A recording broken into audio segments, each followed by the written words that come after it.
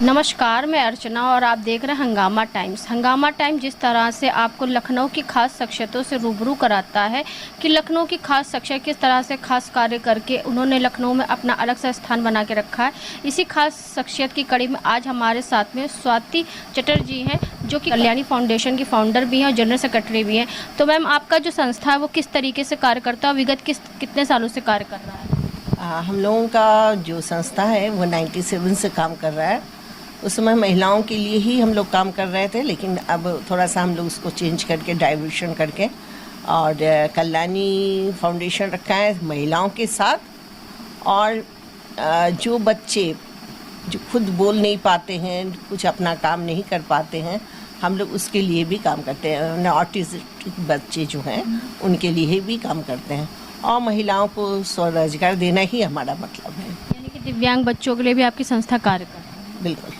तो विगत कितने सालों से काम कर रही है आपकी संस्था? हम लोग अभी 18 से शुरू किए और पहले जो हम लोग काम करते 97 से कर रहे थे, तो उसमें सिर्फ महिलाओं पे, वो ऑल ओवर इंडिया में था। महिलाओं पे ही, महिलाओं की शिक्षा, महिलाओं के स्वास्थ्य पे। इस समय भी स्वास्थ्य है, लेकिन साथ में हम दिव्यांग बच्चों को लिए जो मेंटली, मानसिक रूप से, उन्हें मेन स्ट्रीम में ले आना हम लोग का काम है। यानी कि लाइफ में जो चैलेंज एक्सेप्ट कर रहा है ऐसे बच्चों को लेकर आप आगे चल रहे हैं? बिल्कुल।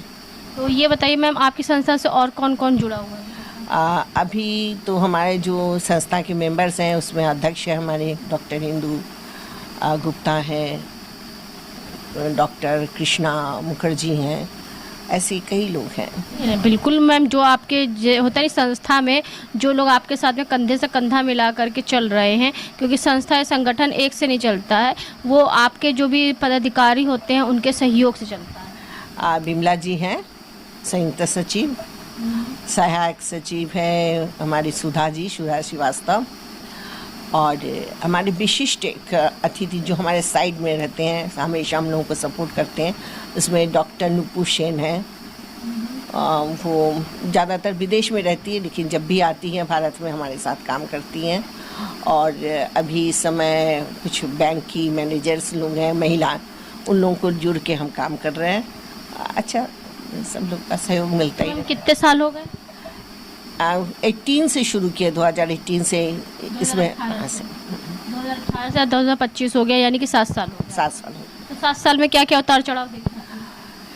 कोरोना के समय में बहुत परेशानियां थी, उस समय बहुत परेशानियां थी, और इसमें हम लोगों का सरकार का कोई सहयोग नहीं मिलता है, लेकिन हम लोग मिल के, कॉलोनी के लोग और भी जान पहचान मिल के कोरोना के लिए बहुत ही काम किए हैं। हम तो रास्ते में काम किए। तो मैम ये बताइए, महिलाओं को कैसे रोजगार देती हैं? हमारे पास जूट का काम है, हम जूट से बनवाते हैं, झोला बनवाते हैं और उसके बाद उसको सेल करते हैं, उसमें पेंटिंग करवाते हैं, तो उनको भी थोड़ी मदद मिलती है, और जब बेचते हैं तो कुछ पैसा आता है, जिससे हमें दिव्यांग बच्चों के लिए काम करते हैं। यानी कि इको फ्रेंडली को लेकर, पर्यावरण को भी साथ, पर्यावरण, क्योंकि पर्यावरण ही जब हमारा शुद्ध रहेगा तभी जो है हम लोग का विचार में यही था कि आप देखे होंगे रास्ते में कि बहुत सब्जियां बिक रही है, ये ऐसा है, लोग ऐसे प्लास्टिक के झोले में, तो हम लोग क्यों नहीं झोला बनाए, तो झोला से शुरू किए थे हम। अभी हमारा जूट का बैग चलता है, बहुत दूर दूर जाता है, और इसमें इतने हमारे सहयोग भी हैं, सबको मिलके हम लोग बाहर भी काम करते हैं महिलाओं के लिए, छोटे बच्चों के लिए। जैसे सुंदरबन हुआ बंगाल, वेस्ट बंगाल में बहुत दूर दूर गांव में बच्चे के पास कपड़े नहीं होते हैं, तो उनको छोटे छोटे बच्चों को कपड़ा, यानी कि छोटे छोटे बच्चों को कपड़े तक दान करते हैं। हाँ, दान तो होता ही रहता हमेशा, लेकिन ये जो संस्था के लोग ही मिलके, क्योंकि अभी तक सरकार से हमारी कोई सहयोग नहीं मिली है, आसपास के लोग हैं, संस्था के लोग भी हैं, हमारे जानने वाले हैं, मिलके ही हम लोग काम करते हैं। और हाँ, कपड़े देना मतलब नए नए कपड़े खरीदते हैं, फ्रॉक वगैरह, क्योंकि जब छोटे छोटे बच्चे बड़े होते हैं तो उनके कपड़े होना ज़रूरी है शरीर में। तो ऐसी जगह पे कोरोना के समय में भी देखा मैंने कि कपड़े नहीं हैं उनके पास। महिलाएं तो साड़ी पहन के किसी तरह ओढ़ लेती है, लेकिन छोटे बच्चे के लिए बहुत मुश्किल था, तो कुछ फ्रॉक्स खरीद के फिर वहाँ भेजा गया है सुंदरबन में। तो यानी कि कल्याणी फाउंडेशन आपकी महिलाओं को रोजगार देने के लिए, बच्चों के शारीरिक मानसिक विकास के लिए और प्लस ऐसे जो चैलेंज बच्चे हैं जिन्हें दिव्यांग बच्चे कहते हैं उनको लेकर काम कर रही है। जी जी। तो मैम ये बताइए, जिस तरह से आपकी संस्था तो विगत कई सालों से काम कर रही है, संस्था की आगे की और क्या नीति रहेगी? हम लोग कोशिश कर रहे हैं कि कुछ फंड्स के लिए नहीं मिल जाता है, कुछ हमारे नॉर्म्स में कमी है, उसको पूरा करेंगे। उससे लेके हम लोग और भी चाहेंगे, जो खाली हम लोग लड़कियों पे काम करें, महिलाओं पे, जो रास्ते के स्ट्रीट महिलाएं हैं उनको उठा के स्नेहालय में रखा जाता है और भी कई जगह हम लोग रखते हैं, लेकिन ऐसे ही जगह पे उनको और अच्छे तरह से उसको देखभाल करना, डॉक्टर उसकी नर्सिंग करना, दवाई देना, ये सारी चीज़ है। तो उसके लिए हमें फंड चाहिए। तो CSR से भी बातचीत चल रही है, अभी कुछ हमारे कंप्लीट करने हैं, उसके बाद करेंगे। तो मैम जो दर्शक आपको देख रहे हैं तो उनसे क्या कहना चाहेंगे, और जिस तरह से कल्याणी फाउंडेशन विगत जो है 7 सालों से लोगों के लिए काम करने का प्रयास कर रही है?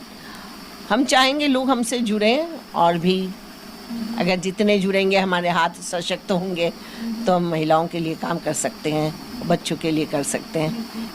क्योंकि हमने दिल्ली आप जैसी महिलाएं अन्य महिलाओं के प्रेरणा स्रोत बनती हैं, क्योंकि आपकी उम्र से नहीं लगता है कि जो है आप इतना काम करती हैं, लेकिन आपकी उम्र जिस तरीके से कहते हैं नहीं, ओल्ड इज़ गोल्ड, तो ओल्ड इज़ गोल्ड हमेशा रहता है।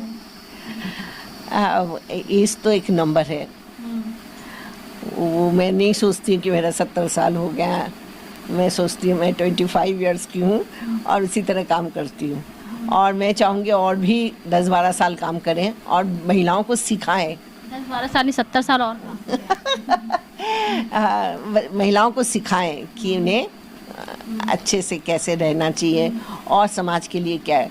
इनकी ये मेरी बेटी से मैं कह रही थी कि इन्होंने बहुत सहयोग किया दिल्ली में काम करने का, कोरोना के पहले, कोरोना के बाद।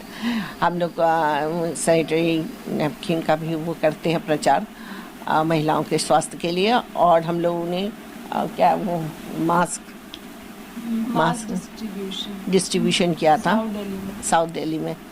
तो दिल्ली का काम ये देखती है, और कलकत्ता का काम देखता है कौशिक गोस्वामी, उसकी सहयोग से होता है। यहाँ का काम हमारे लखनऊ में 2-3 हिस्से हैं, सब मिलके करते हैं। महिलाओं को चाहिए कि वो शिक्षित बने। सबसे बड़ी कमी इस समय यही है कि MA BA पास होना नहीं, वो डिग्री लेके बैठी हैं सभी लोग, और खूब सज धज लेती हैं, मीटिंग वगैरह जाती हैं, डांस करती हैं, वो सब छोड़ दें। एक ही बच्चे को अगर अगल बगल एक ही बच्चे को अगर वो शिक्षा दे दे, उतने ही समय, जितने समय तुम देखती होगी कि ऐसे कितने मीटिंग्स हमारे होते हैं, कितने प्रोग्राम्स होते हैं, उतने उन लोग सज धज के जाते, कितना पैसा उसमें लगाते हैं। वो पैसा अगर एक बच्चे की शिक्षा के लिए वो दें, एक बच्चे को थोड़ा समय दे के वो तैयार कर दे। मेरी यही, क्योंकि मैं 42 साल तक पढ़ाई हूँ और ज़्यादा ही होगा, लिखित 42 साल, 42 इयर्स। मेरे को यही है, कितने बच्चे बिना पैसे के पढ़े हैं, कितने बच्चे पढ़ के पैसे से पढ़े, आज कहाँ पहुँच गए। मेरा एक ही उद्देश्य है कि बच्चों को पढ़ाओ, महिलाओं को पढ़ाओ।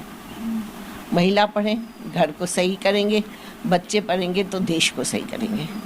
क्योंकि एक महिला जब पढ़ती है तो एक पूरा परिवार पढ़ता है, पूरा परिवार जब पढ़ता है तो पूरा देश पढ़ता है। बिल्कुल।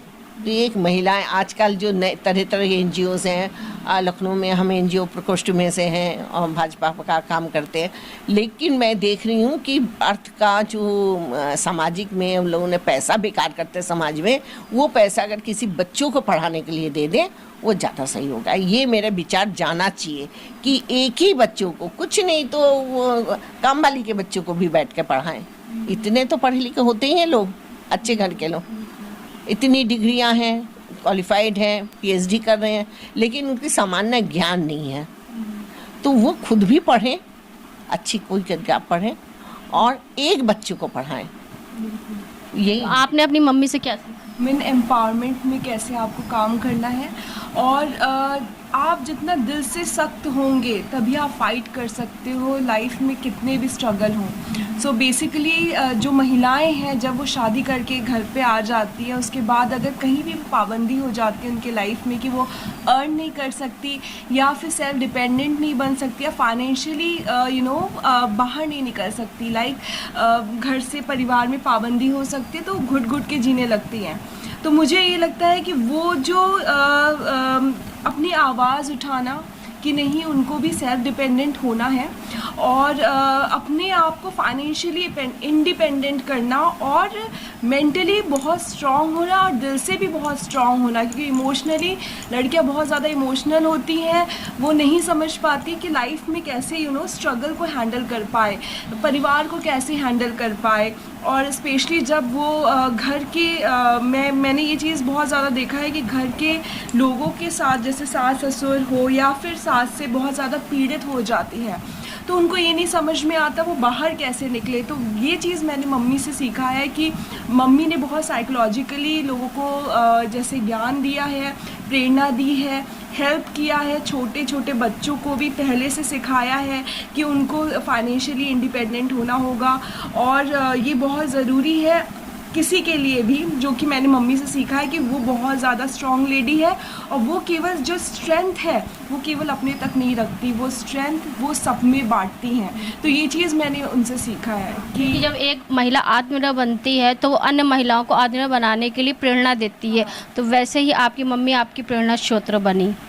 बिल्कुल। तो आज हमारी खास शख्सियत की कड़ी में थी स्वाति चटर्जी थी, जो कल्याणी फाउंडेशन की फाउंडर भी हैं और साथ में आपका जनरल सेक्रेटरी भी हैं। तो ऐसे ही लखनऊ की कुछ खास शख्सियतों से खास बातचीत करेंगे कि वो अन्य महिलाओं के लिए किस तरह से प्रेरणा स्रोत बन रही हैं। तो इसी के साथ मैं अर्चना आपसे जानना चाहूँगी। धन्यवाद, बने रहिएगा हंगामा टाइम न्यूज़ चैनल के साथ। हंगामा टाइम्स की तमाम खबरों को देखने के लिए हंगामा टाइम्स को सब्सक्राइब कर लीजिए और बेल आइकन दबा लीजिए। अगर आपको ये वीडियो अच्छा लगा हो तो लाइक बटन प्रेस कर अपनी प्रतिक्रिया हमारे कमेंट बॉक्स में देना मत भूलें।